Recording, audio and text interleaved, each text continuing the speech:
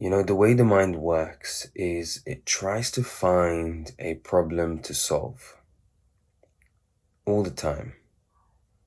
Whatever it is that you're doing, it will try to find a problem to solve. And even if there is no problem to solve.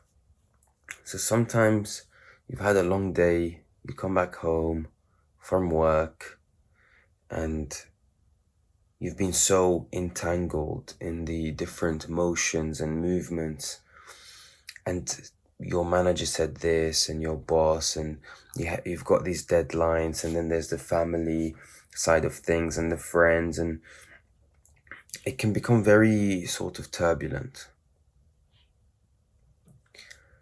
And the mind likes this turbulence.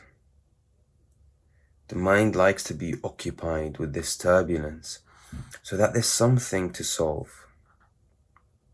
It's also why people really like drama, why they'll sit on Netflix watching all these different series, watching this crime TV stuff, because the mind always wants to solve something.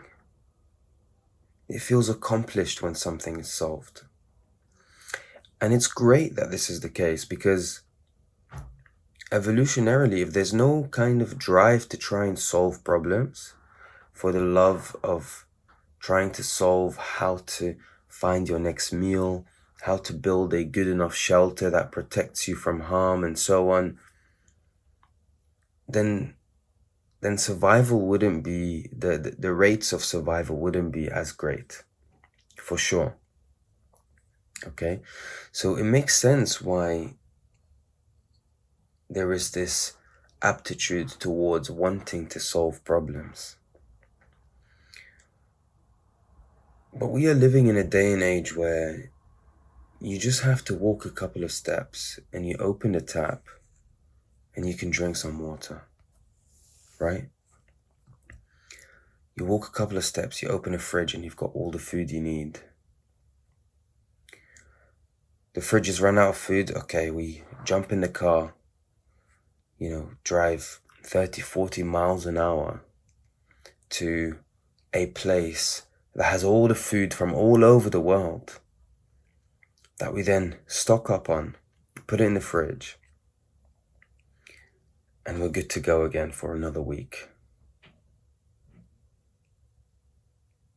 And what that does is there is so much more time now. There's so much more free time.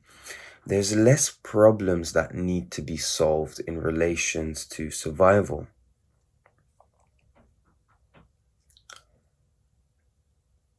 And so what do you do? What do you do? In that free time, what very often happens is that the mind kind of starts to turn on itself. Because there are no external problems to solve, as much anymore at least, the mind starts to turn on itself. And the mind tries to perhaps solve itself. And this could look in the form of, why did I do this? And why did I do that? Why is this the case? And why? Just a bunch of why questions that actually just adds even more turbulence to the situation.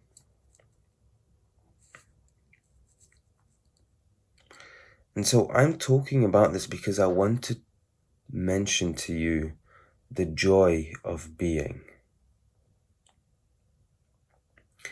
Being transcends the mind. Being is the place where there is nothing that is missing. It's the place where there are no problems. What comes prior to the mind is the sense of being. In order for you to even recognize that there are different problems to solve, that there is stress, that there is any form of turbulence, that there's something missing in your life, that you are depressed if you don't have XYZ. The reason why you are even able to perceive any of this movement and turbulence is because of being. There's an underlying sense of being. If there is no being, sense of being here, this moment, this underlying awareness that is allowing you to even recognize what's going on, then there wouldn't be no mind to begin with anyway.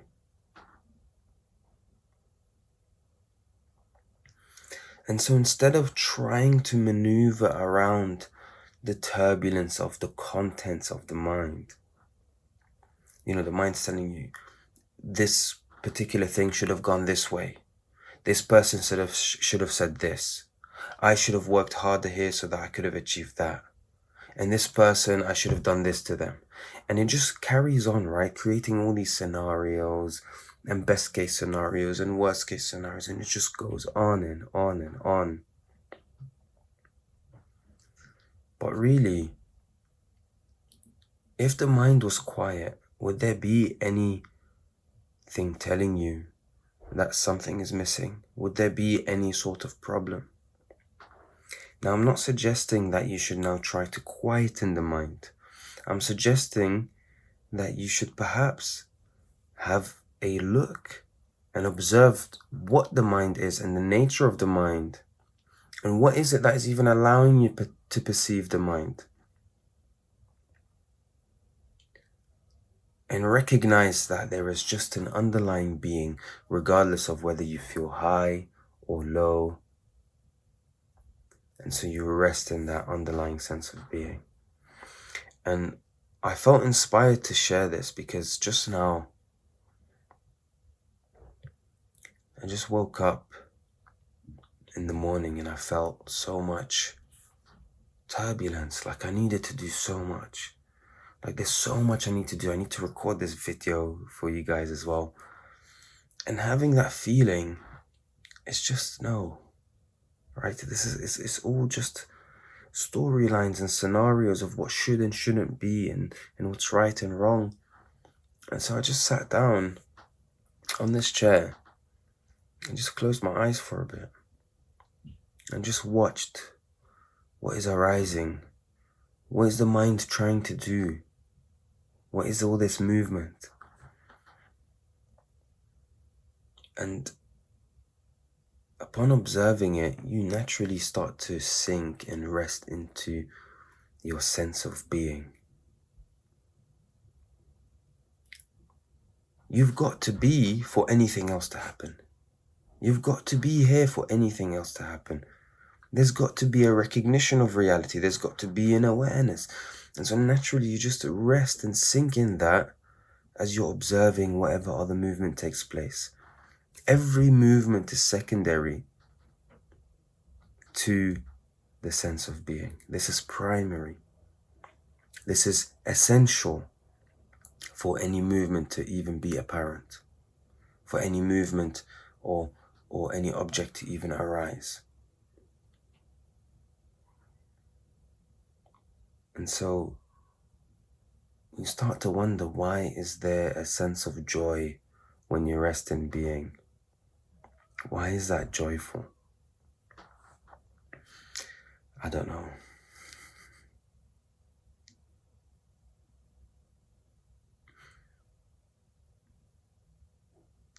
Does it matter?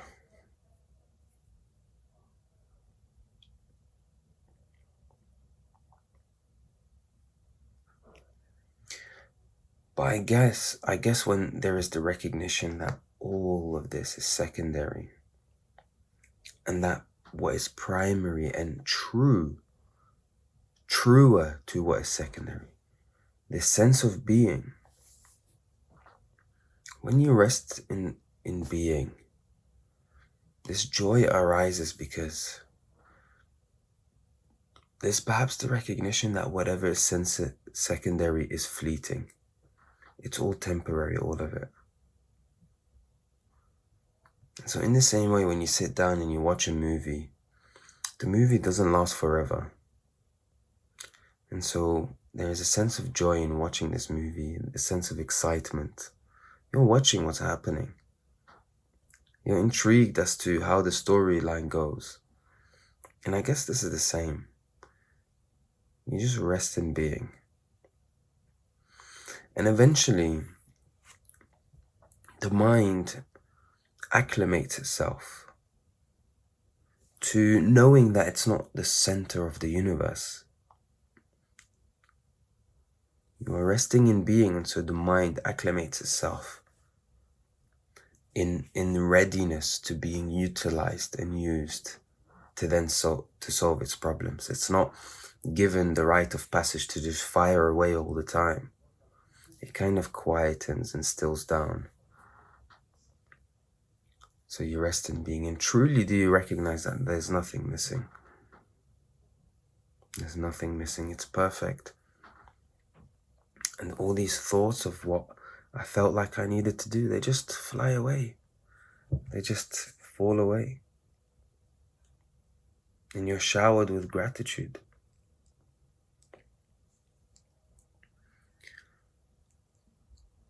So I hope this is an invitation for you to